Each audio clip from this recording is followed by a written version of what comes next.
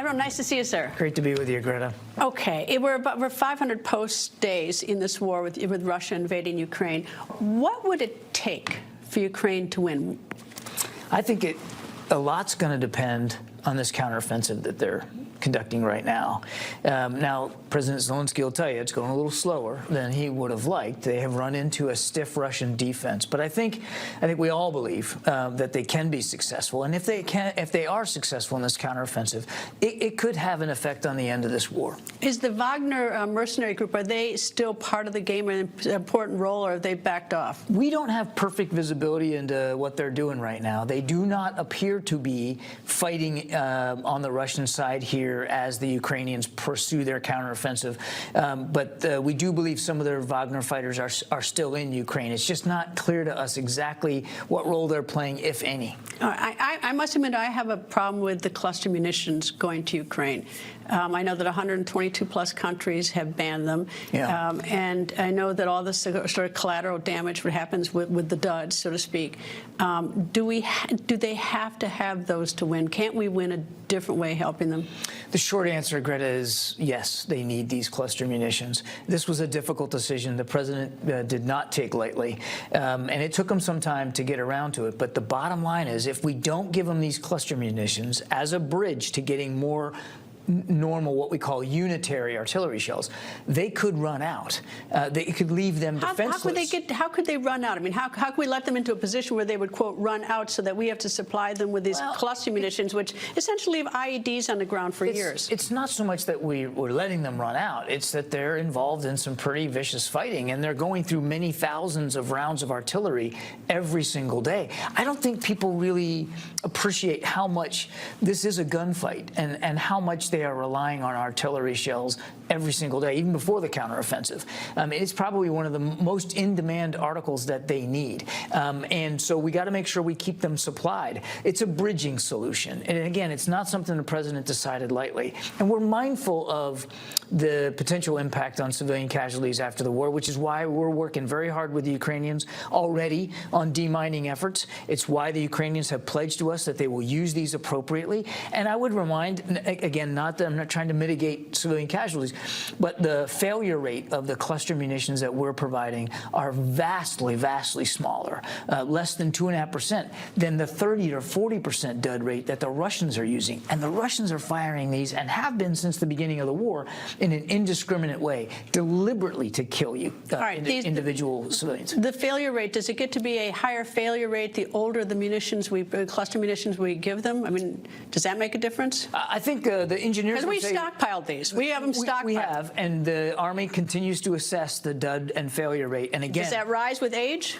I'm not an expert on artillery. My sense is that they're comfortable that the failure rate will stay at below 2.5%. Right. Well, Russia says that this is an escalator. I mean, they've been using them. Ironic for them to say that, since they have been using them since the very beginning. Yeah, NATO is squishy on it. When you ask the Secretary General about whether he's in favor of supplying cluster munitions, he does the dodge. I mean, clearly a lot of countries who are our NATO allies are against them. The UK, Spain, Italy, Germany, they've all spoken out against this. Well, and we respect their right to do that. I mean, we certainly understand. We are not party to the convention that prohibits the ban or use of neither is Ukraine or Russia. The three non-parties are Russia, Ukraine, and the United States. I understand, but that doesn't mean that we did this in a cavalier way. I mean, there's a reason why we haven't provided them to date, and we're providing them now because there's a real inventory issue. Now, these will provide some additional capability. Don't get me wrong; they're very effective weapons.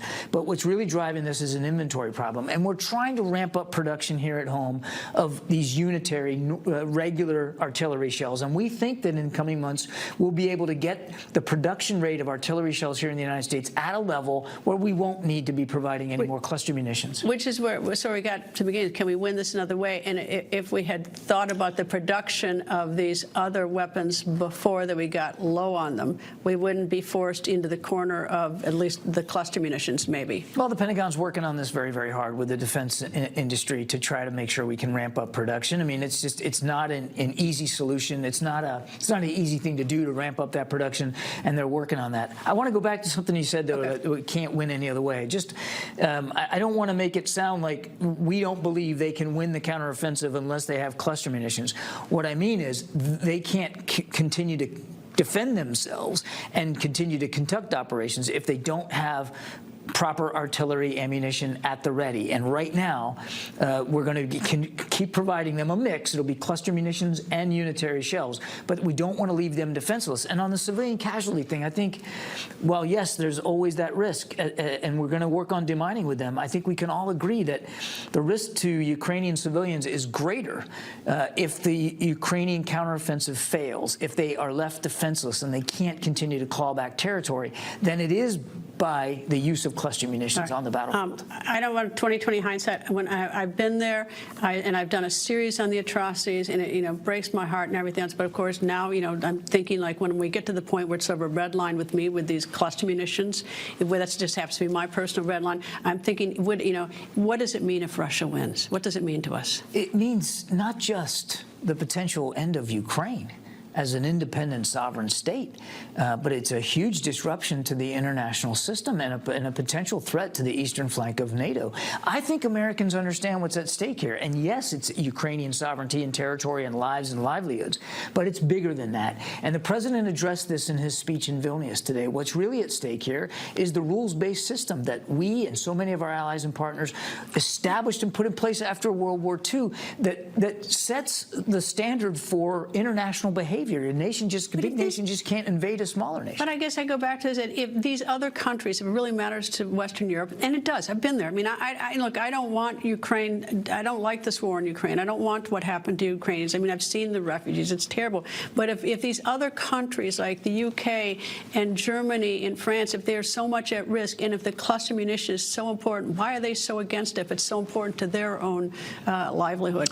Many of them, and again, I won't speak for them, many of them, even though they expressed qualms with the delivery of cluster munitions, also expressed an understanding of why we were doing it.